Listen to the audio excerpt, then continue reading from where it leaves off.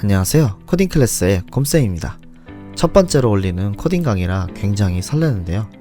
앞으로 계속해서 함께할 강의들이 여러분들에게 많은 도움이 되었으면 합니다.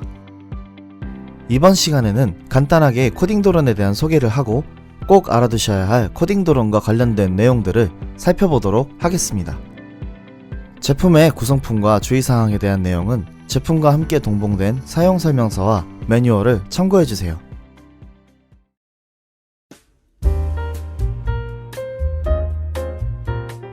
코딩 도론은 코딩이 가능한 교육용 드론입니다. 코딩 교육에 있어서 필수적인 안전과 편리성, 그리고 코딩 교육에 있어서 차별성을 목표로 개발되었습니다. 그럼 코딩 도론의 특징과 장점에 대해서 하나씩 살펴보도록 할까요?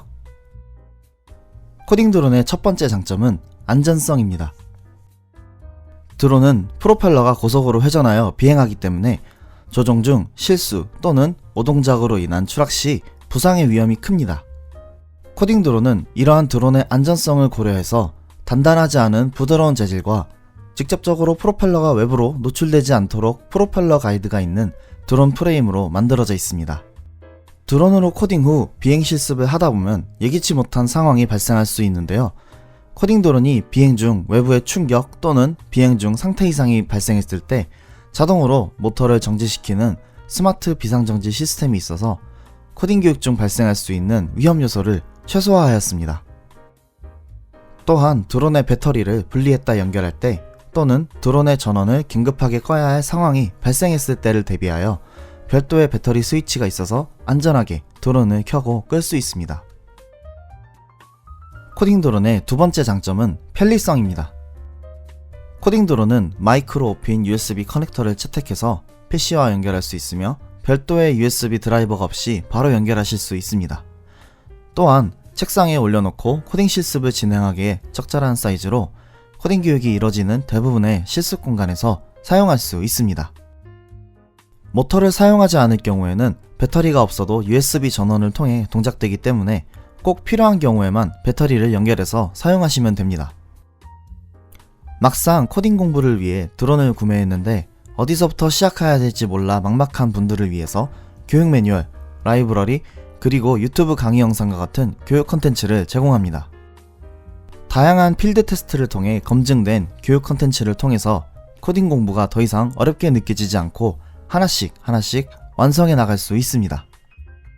대부분의 드론들은 별도의 조종기를 사용해야지만 동작합니다. 코딩 드론은 별도의 조종기가 없이 스마트폰을 활용하여 조종할 수 있습니다. 블루투스 통신을 활용하여 드론과 연결한 후에 드론 조종뿐 아니라 간단한 무선 통신 활용 예제 등 다양한 코딩 실습이 가능합니다. 코딩 드론의 세 번째 장점은 차별성입니다. 일반적으로 코딩 교육에 활용되는 드론의 코딩은 대부분 조종 명령만 처리하도록 되어 있습니다. 코딩은 맞지만 드론을 단순하게 조종만 하는 코딩은 진짜로 드론을 움직이는 코딩이라고 할 수 없죠. 그리고 드론을 조종하는 것만으로는 드론의 센서와 비행 원리를 공부할 수 없습니다. 코딩 드론은 센서 데이터를 읽고 모터를 각각 동작시켜 보면서 드론의 센서와 모터를 직접 사용하는 코딩이 가능합니다.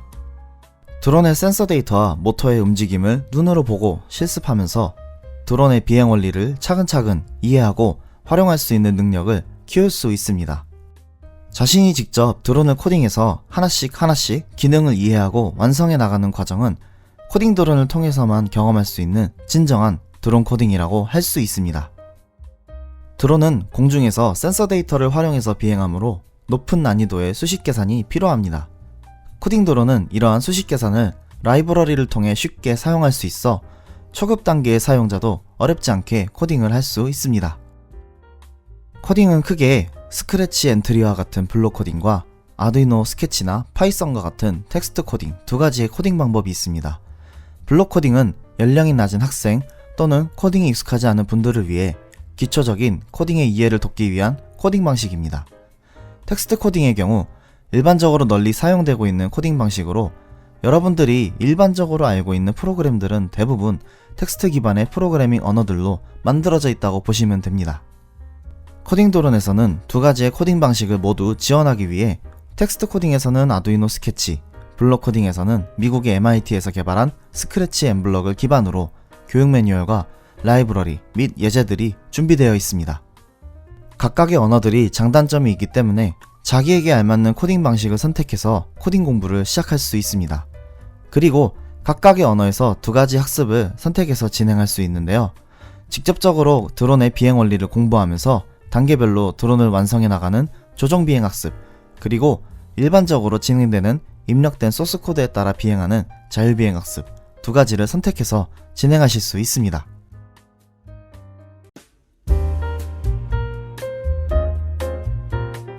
코딩 드론은 4개의 프로펠러와 모터, 본체 이렇게 3가지로 구성되어 있습니다. 머리 방향과 반대되는 뒷부분에는 마이크로 5핀 USB 포트가 있으며 USB 포트 밑에는 드론의 배터리 스위치가 있습니다. 그리고 머리 부분 뒷면에는 LED가 색상별로 4개가 있는데 간단한 코딩 실습부터 차근차근 진행하기 위해서 구성되어 있습니다.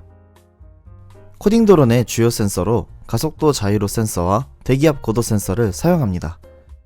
각각의 센서를 통해 비행 중 안정적인 자세 및 수평 유지가 가능합니다.